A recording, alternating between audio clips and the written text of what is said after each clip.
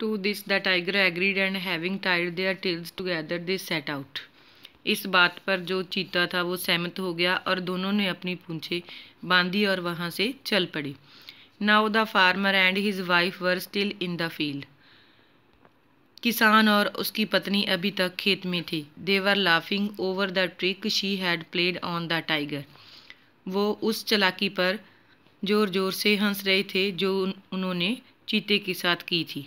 When, lo and behold, what should they see? What the tiger and jackal coming back even so bravely with their tails tied together. Lo and behold, देखो, what should they see? वो क्या देख रहे थे? मगर tiger और जो सियार उनके पीछे बड़ी बहादुरी से आ रहे थे और उनकी पूंछें बंधी हुई थी. Seeing them coming, the farmer was badly scared. उनको देखते ही किसान बुरी तरह से डर गया. Run, he shouted to his wife. वह अपनी पत्नी को चिल्लाकर बोला, भागो. Run or the tiger will devour us. भागो नहीं तो चीता हमें डरा देगा. Nothing of that kind, you fool, said the wife calmly. पत्नी ने शांति से बोला, मूर्ख, ऐसा कुछ नहीं है. Just stop talking like a coward and let me think. एक बुज़दिल की तरह बातें करनी छोड़ो और मुझे कुछ सोचने दो. She waited till the tiger and the jackal were near enough to hear her. उसने तब तक इंतज़ार किया जब तक टाइगर और जैकाल उसके पास ना आ गए. Then she shouted at jackal angrily.